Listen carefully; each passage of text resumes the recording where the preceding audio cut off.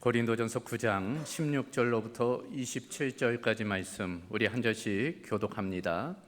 내가 복음을 전할지라도 자랑할 것이 없음은 내가 부득불 할 일임이라. 만일 복음을 전하지 아니하면 내게 화가 있을 것이로다. 내가 내 자유로 이것을 행하면 상을 얻으려니와 내가 자유로 아니한다 할지라도 나는 사명을 받았노라.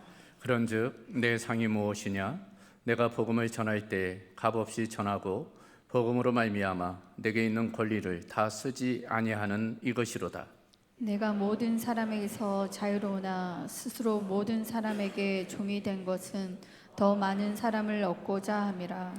유대인들에게 내가 유대인과 같이 된 것은 유대인들을 얻고자 함이요 율법 아래에 있는 자들에게는 내가 율법 아래에 있지 아니하나 율법 아래에 있는 자같이 된 것은 율법 아래에 있는 자들을 얻고자 함이요 율법 없는 자에게는 내가 하나님께서 율법 없는 자가 아니요 도리어 그리스도의 율법 아래에 있는 자이나 율법 없는 자와 같이 된 것은 율법 없는 자들을 얻고자 함이라.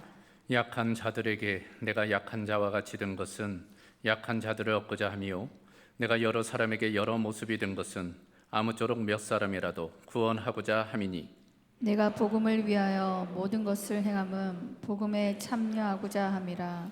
운동장에서 다름질하는 자들이 다 달려있지라도 오직 상을 받는 사람은 한 사람인 줄을 너희가 알지 못하느냐? 너희도 상을 받도록 이와 같이 다름질하라. 이 길을 다투기는 자마다 모든 일에 절제하나니 그들은 썩을 승리자의 관을 얻고자 하되 우리는 썩지 아니할 것을 얻고자 하노라. 그러므로 나는 다름질하기를 향방 없는 것 같이 아니하고 싸우기를 허공을 치는 것 같이 아니하며 내가 내 몸을 쳐 복종하게 함은 내가 남에게 전파한 후에 자신이 도리어 버림을 당할까 두려워함이로다. 아멘.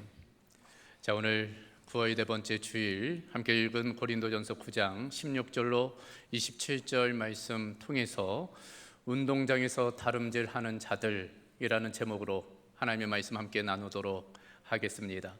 여러분, 오늘이 추분이라는 것 알고 계세요? 추분. 이제 낮과 밤이 이제 같고 내일부터는 이제 밤 길이가 좀 더 길어지는 이제 변곡점입니다. 전형적인 가을이네요. 날씨도 그렇고 또 여러모로 가을 느낌이 나는 계절입니다. 여러분, 가을 하면 무엇이 떠오르세요? 다양한 것들이 떠오르겠지요. 그 중에 하나, 저는 이제 가을 운동회, 어려서 초등학교, 국민학교 때 했던 그 가을 운동회가 좀 떠오릅니다. 그래요. 망국기가 휘날리고 또 몇 달 전부터 준비했던 매스게임, 또 남자들은 곤봉체조, 여자들은 부채춤, 장구춤 이런 것들을 그 운동회 때 하잖아요. 그냥 학생들만의 잔치가 아닙니다. 온 마을, 온 동네의 잔치예요. 그래서 온 동네 사람들이 다 모여가지고 그날 하루를 기쁘게 보내는 것입니다. 특별히 이제 운동 경기들을 하잖아요. 청백으로 나뉘어가지고 이제 경기를 치러요. 응원전이 대단합니다. 청팀 이겨라, 백팀 이겨라, 청팀 져라, 백팀 져라. 열심히 응원하는 것 기억이 납니다. 운동회에서는 뭐니 해도 먹는 즐거움이 있잖아요. 어머니가 간밤에 준비했던, 또 아침에 일찍 일어나서 준비했던 김밥으로부터 여러 가지 먹거리들, 동네 사람들과 또 함께 나누어 먹고, 특별히 그때마다 찾아오는 이제 사람들이 있잖아요. 아이스 깨끼 장사들. 아이스 깨끼 하나 물면 그렇게 즐거울 수가 없어요. 하지만 이 가을 운동회의 백미는 뭐니 해도 마지막에 있는 계주예요. 이어달리기. 그때면 전교생들이 이제 운동장으로 내려와가지고 트랙 그 앉잖아요. 그리고 각 팀의 대표 선수들이 이제 이어달리기를 하는 거예요. 자기가 맡은 구획만큼을 달리는 것입니다. 흙먼지를 날리면서 열심히 뛰어요. 그리고 가장 먼저 피니시 라인을 통과하면 우승을 하는 것입니다. 근데 보면은 꼭 중간에 한두 명씩 넘어지는 사람들이 있어요. 넘어지는 아이들이 있습니다. 그러면 뭐 눈물 받아도 되고 웃음 받아도 되고 그랬던 기억이 있어요. 저만 그런 기억이 있나요? 제가 왜 지금 이 가을 운동에 특별히 달리기 이야기를 할까요? 오늘 말씀의 주제와 연관되어 있기 때문입니다. 오늘 말씀에 보면 먼저 우리를 향해서 우리는 다름질하는 사람들이라고 말씀하고 있기 때문이에요. 한번 따라해 보겠습니까? 우리는 다름질하는 자들입니다. 24절이죠. 제가 읽어보면 운동장에서 다름질하는 자들이 다 달릴지라도 오직 상을 받는 사람은 한 사람인 줄을 너희가 알지 못하느냐. 너희도 상을 받도록 이와 같이 다름질하라. 여기 보면 우리를 가리켜 다름질하는 사람들, 그러면서 열심히 상을 받기 위해 다름질해라 라고 권면하는 것을 볼 수 있어요. 그런데 바울 사도는 이 고린도전서에서만 그렇게 이야기하고 있지 않아요. 다른 서신서에서도 자신을 또 우리를 다름질하는 사람으로 이제 묘사합니다. 이를테면 사도행전 20장 24절이죠. 내가 달려갈 길과 주 예수께 받은 사명 곧 하나님의 은혜의 복음을 증언하는 일을 마치려 하면은, 빌립보서 3장 14절에도 표대를 향하여 그리스도 예수 안에서 하나님이 위에서 부르신 부름의 상을 위하여 달려가노라. 디모데후서 4장 7절에도 나는 선한 싸움을 싸우고 나의 달려갈 길을 마치고 믿음을 지켰으니.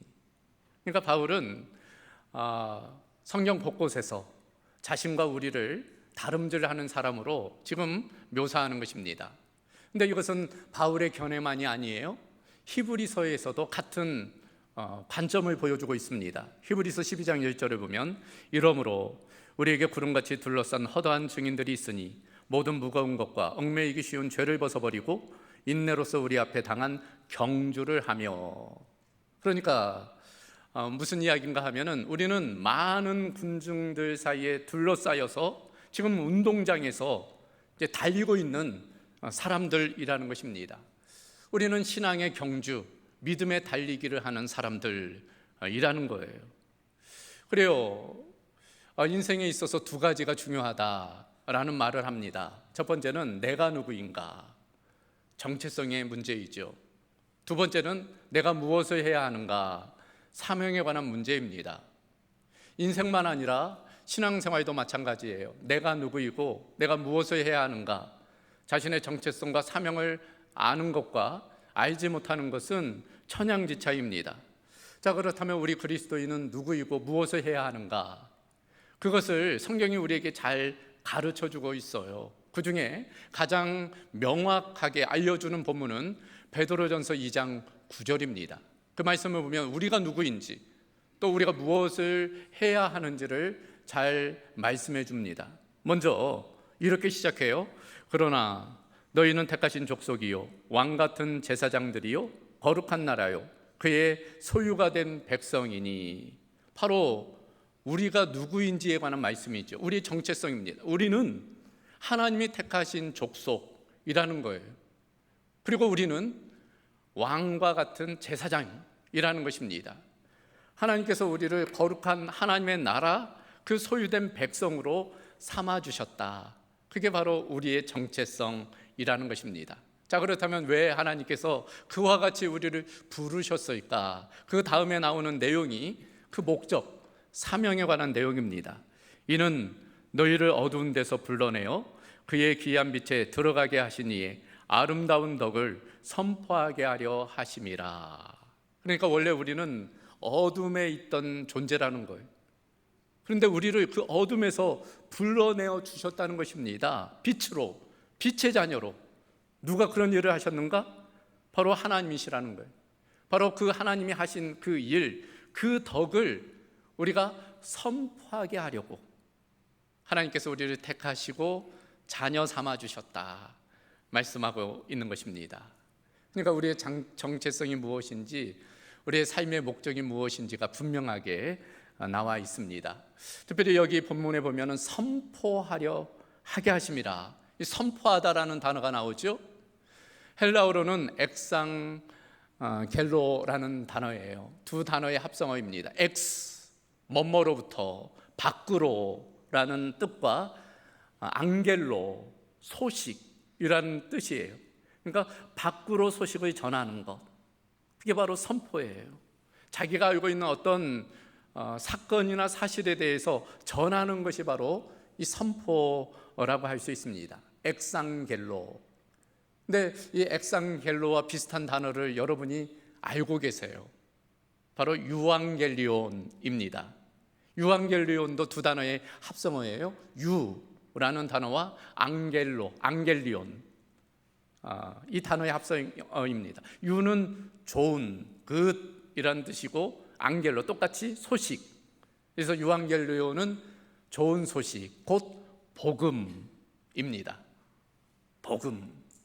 여러분, 이 유앙겔리온, 이 복음의 유래를 아십니까? 이 복음이라는 단어의 유래, 여러분도 아실 만한 내용이에요. 주전 490년에 페르시아하고 아테네, 그리스 아테네하고의 전쟁이 있었어요.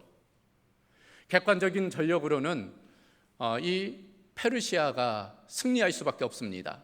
무려 군사가 2만 5천 명이었어요. 반면 아테네는 시민병으로 10,000명밖에 되지 않았거든요.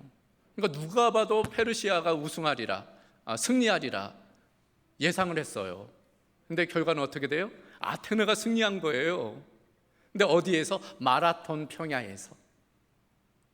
그 승리의 소식을 한 병사가 이제 아테네에 달려가 가지고 전한 것입니다. 우리가 승리했다. 우리가 승리했다. 바로 그것이 복음이라는 거예요. 여러분, 당시의 전쟁, 지금과는 좀 다르잖아요. 당시 전쟁에서 패하면 종이 되는 거예요. 노예가 되는 것입니다. 자신들이 승리했기 때문에 종이 되지 않은 거예요. 자유케 된 것입니다. 바로 그 소식, 그 사건이 바로 복음이라는 거예요. 우리도 마찬가지입니다. 우리가 전해야 할 소식, 그것은 복음이, 예수님께서 우리를 위해서 이루신 일, 그 십자가의 사건과 부활의 사건을, 그 기쁨의 소식을 전하도록 하나님께서 우리를 불러주셨다는 거예요. 다름질하도록 그 소식을 전하는 자로 우리를 불러주셨다는 것입니다. 그러므로 우리는 늘 우리 자신의 정체성이 무엇인지, 우리의 사명이 무엇인지를 기억하며 살아가야 되는 것입니다. 먼저 첫 번째, 우리는 다름질하는 사람들이라는 거예요. 두 번째, 우리에게는 상이 있다는 것입니다. 한번 따라해 보겠습니까? 우리에게는 상이 있습니다. 그래요. 열심히 다름질하면 결국 상이 기다리고 있다는 거예요. 그래서 오늘 본문의 내용에 강조하는 단어는 상이라는 단어예요. 이 상이라는 단어가 무려 4번 등장합니다. 17절을 보면 이것을 행하면 상을 얻으려니와, 18절을 보면 그런즉 내 상이 무엇이냐, 24절에는 오직 상을 받는 사람은 너희도 상을 받도록 이와 같이 다름질하라. 그러니까 지금 바울이 무슨 이야기 하는 거예요? 열심히 다름질하면 그 끝에 아무것도 없는 것이 아니라 상이 기다리고 있다는 거예요. 그러니까 이 땅에서의 우리의 수고와 헌신에는 분명한 열매가 있다는 것입니다. 분명히 상이 있음을 지금 강조하고 있는 거예요. 이것은 바울의 강조만이 아니에요. 예수님도 마찬가지였습니다. 마태복음 10장 41절 이하를 보면 선지자의 이름으로 선지자를 영접하는 자는 선지자의 상을 받을 것이요, 의인의 이름으로 의인을 영접하는 자는 의인의 상을 받을 것이요, 또 누구든지 제자의 이름으로 이 작은 자 중에 하나에게 냉수 한 것이라도 주는 자는 내가 진실로 너희에게 이르노니 그 사람이 결통코 상을 잃지 아니하리라. 상에 관한 내용입니다. 그러니까 이 땅에서의 수고가 그냥 허투루 사라지지 않는다는 거예요. 분명하게 상으로, 열매로 맺힌다는 것입니다. 우리가 여기에서 분명하게 정립할 것이 있어요. 먼저는 우리의 구원의 문제입니다. 여러분, 구원은 수고의 대가가 아니에요. 우리의 행위의 결과가 아닙니다. 우리가 착하게 살아서 열심히 봉사해서 구원을 얻는 것이 아니에요. 성경은 명확하게 구원은 값없는 하나님의 은혜, 하나님께서 우리에게 주신 선물이라고 되어져 있어요. 그 은혜를 우리가 믿음으로 받아들일 때 우리는 구원을 얻는 것입니다. 우리의 노력은 전혀 0.0000001%도 없어요. 전적인 하나님의 은혜의 결과입니다. 그러나 반면 상급은 그렇지 않아요. 상급은 구원받은 자로서 그 은혜에 대한 반응으로, 감사로 우리가 하는 모든 행위가, 이 땅에서의 우리의 모든 수고가 상급으로 맺힌다는 거예요. 그래서 바울은 26절에 분명하게 이렇게 이야기합니다. 그러므로 나는 다름질하기를 향방 없는 것 같이 아니하고 싸우기를 허공을 치는 것 같이 아니한다. 분명한 목적과 목표를 가지고 달리는 거고 지금 싸우는 거라는 거예요. 그것은 상을 바라보며 하는 거라는 것입니다. 그저 향방 없이, 그저 아무런 목표 없이 하는 것이 아니다. 그렇잖아요. 얼마 전 올림픽 경기가 끝났는데 여러분, 운동선수들이 그냥 피나게 그렇게 땀 흘리고 훈련합니까? 그렇지 않잖아요. 메달이라는 상을 목표로 열심히 하는 거예요. 우리도 마찬가지입니다. 주신 은혜에 대한 감사로 우리가 봉사하되 또 주실 그런 상급을 바라보며 수고를 감당하는 거예요. 간혹 그렇게 주장하는 분들이 계세요. 하나님은 사랑의 하나님이시고 그러니 하나님 무슨 심판을 하시느냐, 지옥도 없고 또 무슨 상급 이야기를 하느냐, 공평하지, 하나님은 공평하신 하나님인데 구원받으면 그만이지. 정말 그럴까요? 어디 성경에 그런 내용이 나옵니까? 그저 자기 생각, 자기 주장이, 자기가 믿고 싶은 하나님이죠. 성경은 분명 선악간의 심판이 있고 또 우리가 이 땅에서 한 모든 일들이 하늘에 그대로 쌓이게 된다, 이제 말씀을 하는 것입니다. 그 상이 무엇일까? 우리는 알 수가 없어요. 정확하게 알 수 없습니다. 성경에는 다양하게 이제 묘사되어 있기 때문이에요. 이를테면 빌립보서 3장 14절에 따르면 그 상을 부름의 상이라고 표현하고 있어요. 부름의 상. 이 부름의 상이 뭘까?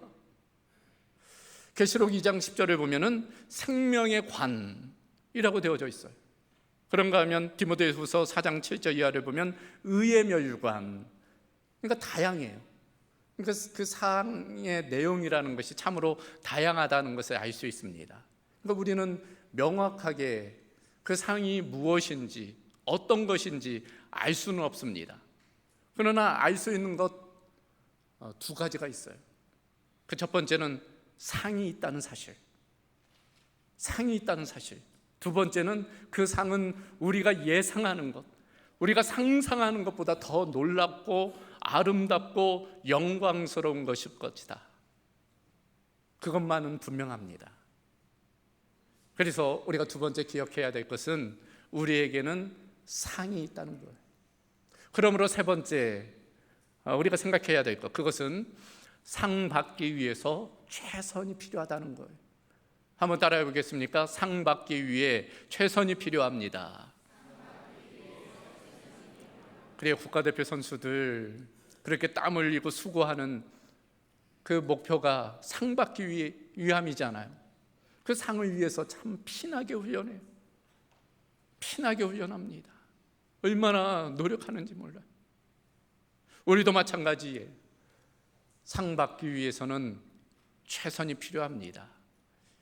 그런데 여기서의 최선은 두 종류예요. 우리에게는 두 종류의 최선이 필요합니다. 그 첫 번째는 하는 최선이, 하는 최선, 무언가 열정을 가지고 열심으로 하는 최선이 필요합니다. 그래서 24절 보면 운동장에서 다름질하는 자들이 다 달릴지라도 오직 상을 받는 사람은 한 사람인 줄을 너희가 알지 못하느냐? 너희도 상을 받도록 이와 같이 다름질하라. 열심히 최선을 다하라는 그런 내용입니다. 근데 여기 24절에 대한 잘못된 오해가 있어요. 여기 바울이 오직 상을 받는 사람은 한 사람이라고 되어져 있다 보니까 마치 올림픽에서 금메달, 은메달, 동메달 나머지는 메달을 못 따니까 참 허무하잖아요. 그렇게 느껴질 수 있어요. 그러나 지금 바울이 강조하려는 것은 그 한 사람이 되라는 것이 아니에요. 그만큼 열심을 하라는 거죠. 최선을 다하라는 거예요. 그래요, 하나님은 우리를 다른 사람과 비교해서 우리를 판단하지 않으세요.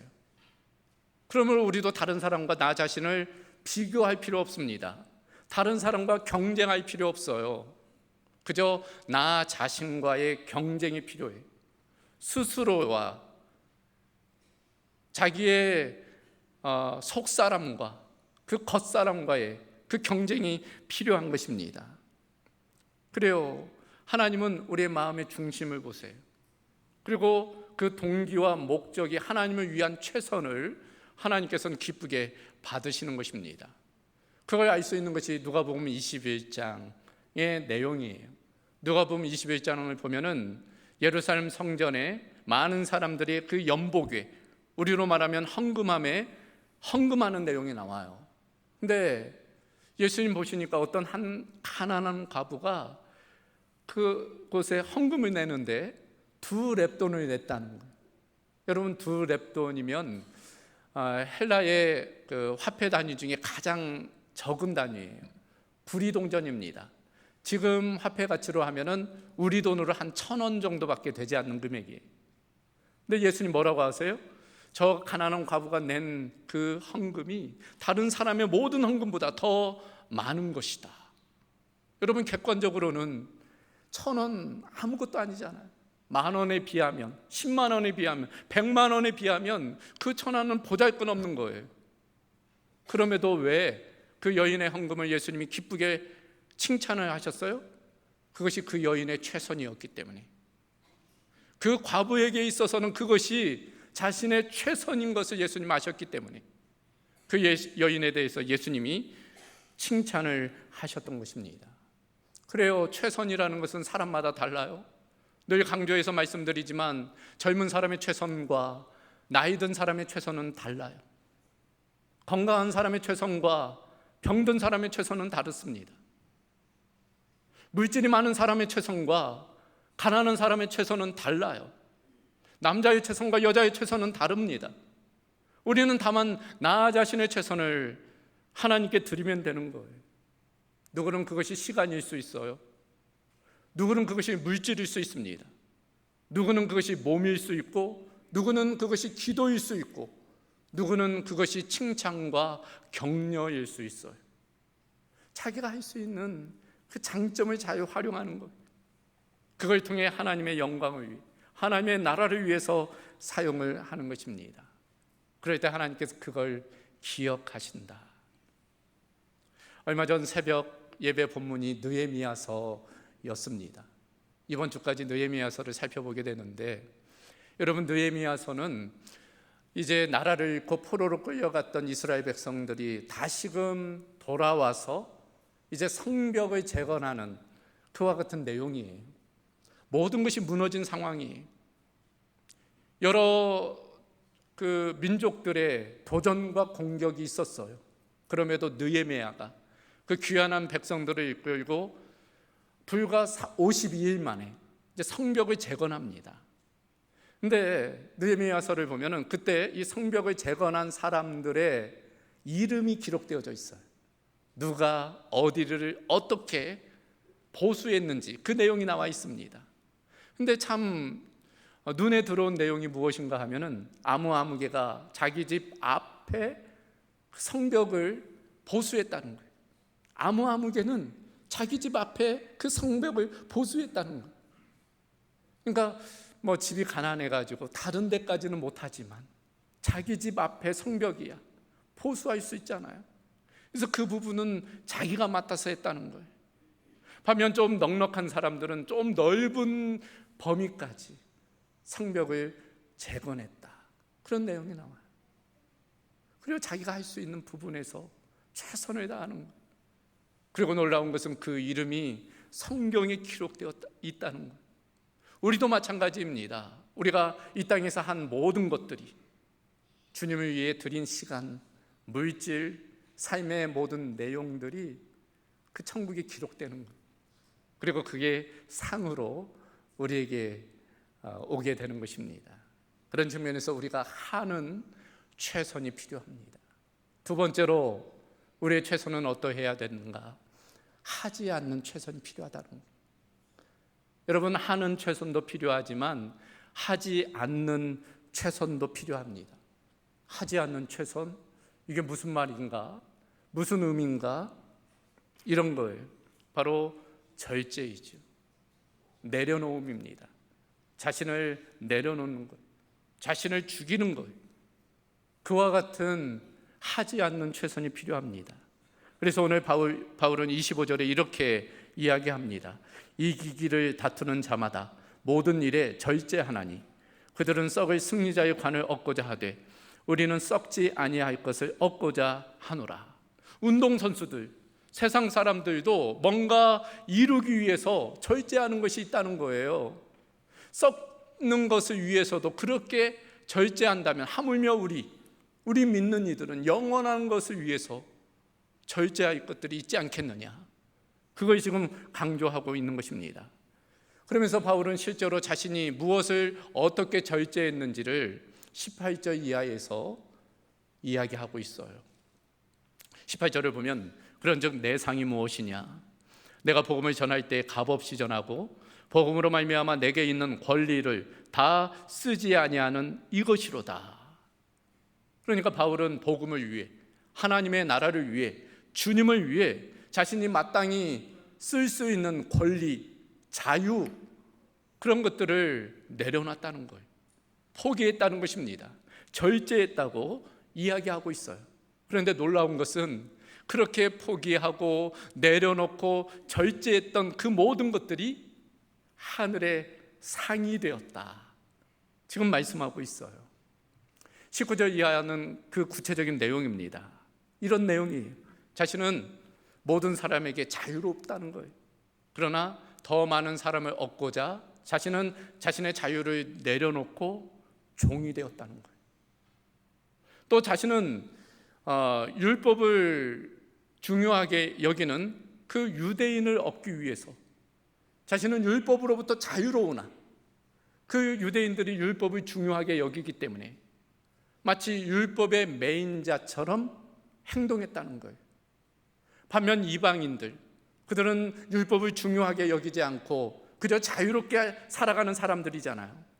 자신은 하나님의 법, 그리스도의 법을 따르는 사람이지만 그러나 그 이방인들을 얻기 위해서 마치 율법이 없는 사람처럼 자신은 행동했다는 거예요.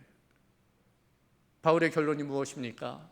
22절 하반절을 보면 내가 여러 사람에게 여러 모습이 된 것은 아무쪼록 몇 사람이라도 구원하고자 함이니 내가 복음을 위하여 모든 것을 행함은 복음에 참여하고자 함이라.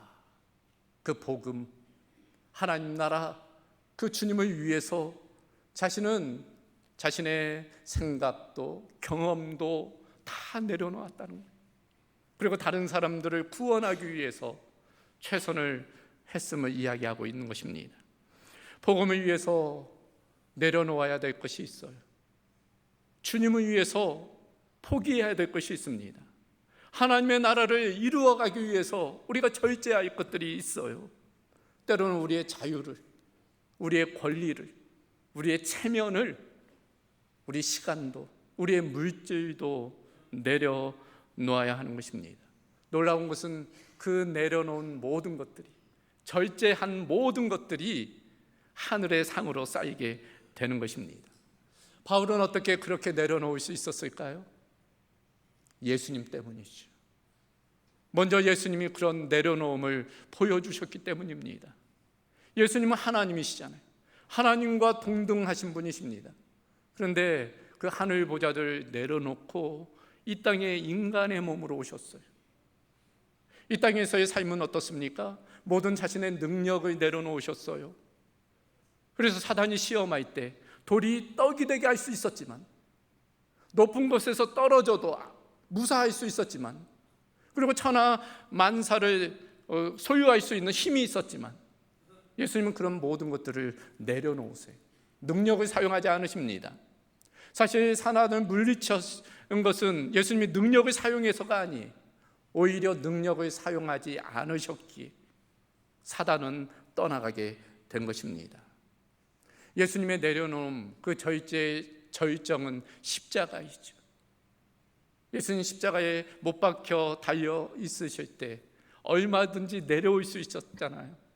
지금이라도 천군과 천사를 얼마든지 부를 수 있는 분이 예수님이 모욕과 그 모든 비아냥 그리고 육신적인 고통 있었지만 예수님은 자신을 내려놓으세요.